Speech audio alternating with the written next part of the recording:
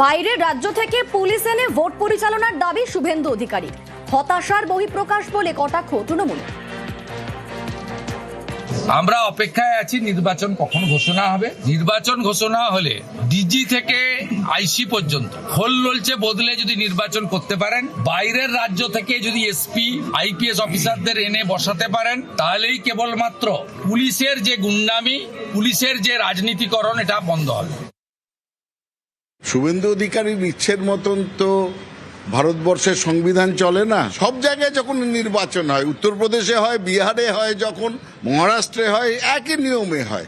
পশ্চিমবঙ্গের জন্য তো শুভেন্দু অধিকারী চাইছেন বলে ভারতের নিয়ম পাল্টে যাবে না।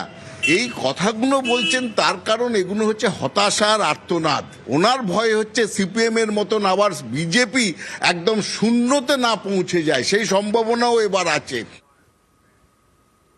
ইসরায়েলে ভারতের প্রধানমন্ত্রী নরেন্দ্র মোদী। ইসরায়েল সংসদে মোদীর ভাষণ। দুদেশের সম্পর্ক আরো মজবুত করায় জোর। জঙ্গি দমনে একযোগে লড়াইয়ের বার্তা প্রধানমন্ত্রীর। ইসরায়েলে ভারতের প্রধানমন্ত্রী নরেন্দ্র মোদী এবং ইসরায়েল সংসদে মোদী ভাষণ দেন। দুদেশের সম্পর্ক আরো মজবুত করায় জোর। জঙ্গি দমনে একযোগে লড়াইয়ের বার্তা প্রধানমন্ত্রীর গলায়।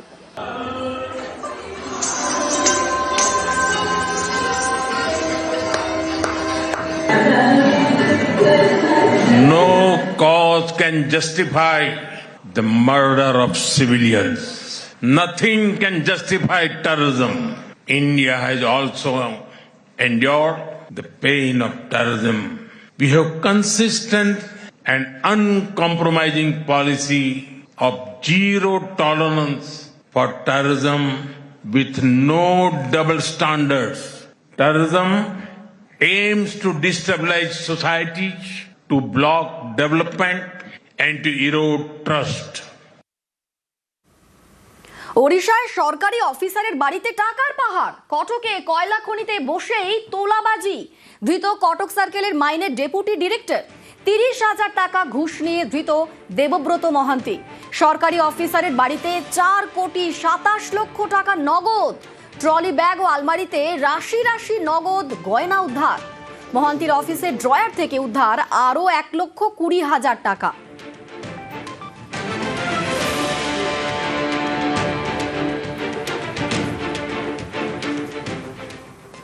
বাড়ির একতলা দখল করে বিজেপির জেলা অফিস। বাড়ি দখল মুক্ত করতে নির্দেশ কৃষ্ণনগর আদালতের।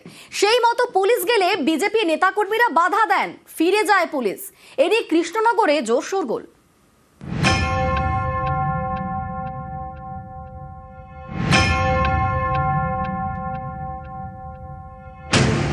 এটা বিজেপির নদিয়া উত্তর সাংগঠনিক জেলার অফিস। অভিযোগ, একজনের বাড়ির নিচতলা দখল করেই অফিস। এ নিয়ে জলগড়ায় কৃষ্ণনগর আদালতে। আদালতের নির্দেশে বাড়িটিকে দখলমুক্ত করতে যায় পুলিশ। এতে বাধা দেন বিজেপির নেতাকর্মীরা। পুলিশ তখন ফিরে যায়। আমার শ্বশুরমশাই বাড়ি এটা, ঠিক আছে। তা আজকে এক্সিকিউশনের জন্য অর্ডার এসেছিল, এর আগেও হয়েছিল, এর আগেও পুলিশ এসেছিল, ওনাদেরকে উঠাতে পারেনি। সেটা মে মাসে হয়েছিল, উঠাতে পারেনি। আজকেও আমরা অর্ডার নিয়ে এসেছি, আজকেও এখনও অবধি উঠেনি, জানি না কী হবে লাস্ট পর্যন্ত। ওনারা কালকেও কোর্টে পিটিশন দিয়েছিল, কালকেও রিজেক্ট হয়েছে স্টে অর্ডারের জন্য। পরশুদিন পিটিশন দিয়েছিল, স্টে অর্ডারের জন্য রিজেক্ট হয়েছে।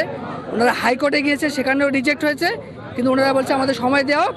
আমি জানি না কেন সময় চাচ্ছে। আমাদের কাছে কোর্টে অর্ডার আছে, তাও আমরা আমাদের বাড়ি ফিরে পাচ্ছি না। কৃষ্ণনগরের উকিলপাড়ায় রজনী মুখার্জি লেন। এখানেই বাড়ি গৌতম সরকারের। চাকরি সূত্রে তিনি বেশিরভাগ সময় উত্তরবঙ্গে থাকতেন। দোতলা বাড়ির নিচের তলা গৌতম সরকারের, ওপরের তলাটি তাঁর দাদার। অভিযোগ, নিচের তলাটি দখল করে নেন স্থানীয় বিজেপি নেতৃত্ব। 2011-য় তৈরি করে বিজেপির নদিয়া উত্তর সাংগঠনিক জেলার অফিস। তখন কৃষ্ণনগর আদালতের দ্বারস্থ হন বাড়ির মালিক গৌতম সরকার। বাড়ি দখলমুক্ত করার আবেদন জানান। বছর 6 আগে মারা যান গৌতম। মামলা চালিয়ে যান তাঁর স্ত্রী এবং জামাই। গত বছরের মে মাসে বাড়ি দখলমুক্ত করার নির্দেশ দেয় আদালত। সময় চেয়ে আদালতে আবেদন করেন নদিয়া উত্তরের বিজেপি নেতৃত্ব। মঙ্গলবার বিজেপির আবেদন খারিজ করে কৃষ্ণনগর জেলা আদালত। বাড়ি দখলমুক্ত করার নির্দেশ বহাল রাখে। এরপরেই বুধবার গৌতম সরকারের বাড়ি দখলমুক্ত করতে যায় কোতোয়ালি থানার পুলিশ। তখনই বিজেপির বাধা। তাদের সাংগঠনিক জেলা সভাপতির দাবি, তাঁরা কোনো নোটিশ পাননি।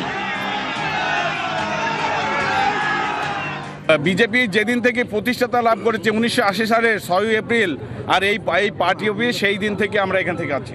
যে পার্টি অফিস দিয়ে গিয়েছে, আমাদের অনুমোদন দিয়েছে, তার মেয়ে দিয়েছে, এবং তার নাতি আর নাতনি জামাই কোথা থেকে এসে উড়ে বসে আমাদের বলছে যে এখান থেকে সরে যেতে হবে। আমাদের সময় দেওয়া হোক, আমাদের যে কোর্টের রায় আসবে সেই রায়ের পরিপ্রেক্ষিতে আমরা অপেক্ষা করব।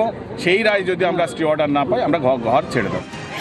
নদিয়া থেকে সমীর রুদ্র, নিউজ 18 বাংলা।